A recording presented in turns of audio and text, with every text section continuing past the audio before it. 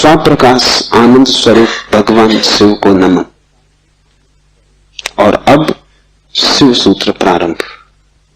पहला सूत्र है चैतन्य आत्मा। चैतन्य आत्मा है, चैतन्य हम सभी हैं, लेकिन आत्मा का हमें कोई पता नहीं चलता। अगर चैतन्य ही आत्मा है तो हम सभी को पता चल जाना चाहिए। हम सब चैतन्य हैं, लेकिन चैतन्य आत्मा है, इसका क्या अर्थ होगा? पहला अर्थ, इस जगत में सिर्फ चैतन्य ही तुम्हारा अपना है। आत्मा का अर्थ होता है अपना, से सब पराया है। शेष कितना ही अपना लगे, पराया है। मित्र हो, परिजन हो, परिवार के लोग हो, धन हो, यश पद प्रतिष्ठा हो, बड़ा साम्राज्य हो, वह सब जिसे तुम कहते हो मेरा, वहां धोखा है, क्योंकि वो सभी मृत्यु तुमसे छीन लेगी। मृत्यु कसौटी है, कौन अपना है कौन पराया है। मृत्यु जिससे तुम्हें अलग कर दे वो पराया था, और मृत्यु तुम्हें जिससे अलग न कर पाए वो अपना था। आत्मा का अर्थ है जो अपना है।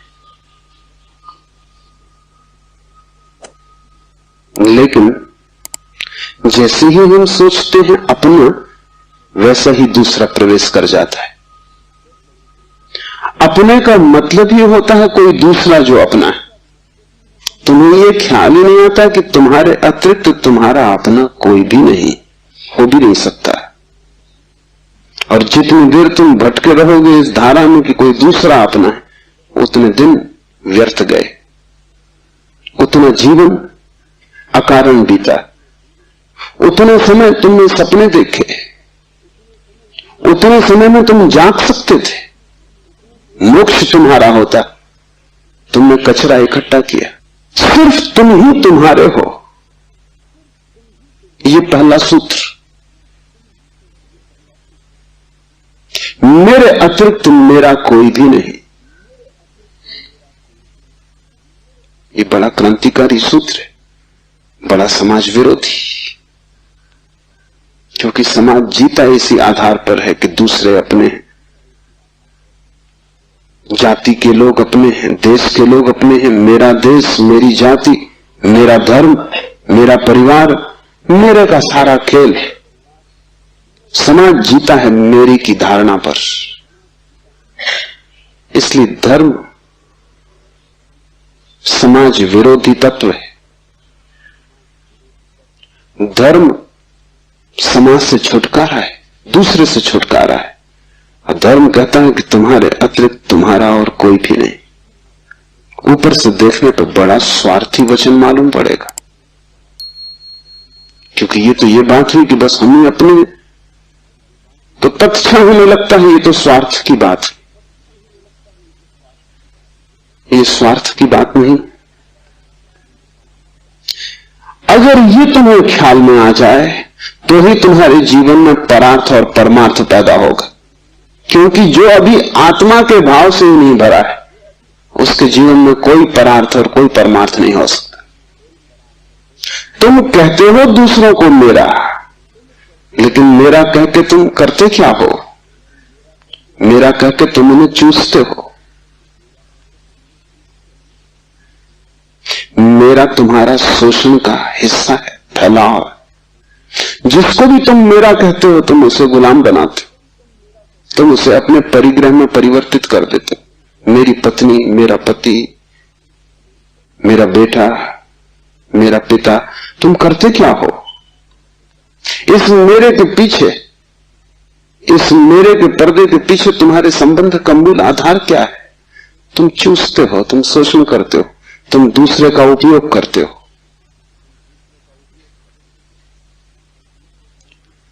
इस दूसरे के उपयोग को तुम सोचते हो परार्थ, तो तुम भ्रांति में हो।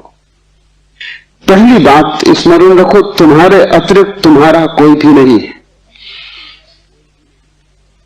जैसे ही यह स्मरण सघन होता है कि चैतन्य ही आत्मा है, बस चैतन्य ही मैं हूं और सब पर है, पराया है, विजाती है, वैसे ही तुम्हारे जीवन में क्रांति की पहली किरण प्रविष्ट हो जाती। वैसे ही तुम्हारे और समाज के बीच एक दरार पड़ जाती। वैसे ही तुम्हारे और तुम्हारे संबंधों के बीच एक दरार पड़ जाती। लेकिन आदमी अपनी तरफ देखना नहीं चाहता। देखना कठिन भी है, क्योंकि देखने के पहले जिस प्रक्रिया से गुजरना पड़ता है वो बहुत संघातक है। एक मारवाड़ी व्यापारी एक फिल्म अभिनेत्री के प्रेम में पड़ गया। वैसे बात अनहोनी थी, मारवाड़ी और व्यापारी प्रेम से सदा दूर ही रहता है, लेकिन अनहोनी भी घटती है। प्रेम में तो पड़ गया, लेकिन व्यापारी का संदेह भरा चित्त, तो उसने एक जासूस नियुक्त कर दिया अभिनेत्री के पीछे कि तू पता लगा इसका चरित्र तो ठीक है ना, इसके पहले कि मैं प्रस्ताव करूं विवाह का, सब बात पक्की कागज पर साफ हो जानी चाहिए। जासूस ने बड़ी खोजबीन की। 7 दिन बाद उसने रिपोर्ट भी भेज दी। रिपोर्ट आई कि इस स्त्री का चरित्र एकदम निर्दोष, निष्कलुष है। ऐसी कोई बात कभी इसके संबंध में नहीं सुनी गई, नहीं जानी गई जिससे संदेह पैदा हो। सिर्फ एक बात को छोड़कर पिछले कुछ दिनों से एक संदिग्ध मारवाड़ी के साथ ये देखी जाती। वो संदिग्ध मारवाड़ी वो स्वयं थे। आंख दूसरे को देखती है, हाथ दूसरे को छूते हैं, मन दूसरे की सोचता है, और तुम सदा अंधेरे में खड़े रह जाते हो। तुम्हारी हालत वही है जो दिया तले अंधेरे की होती।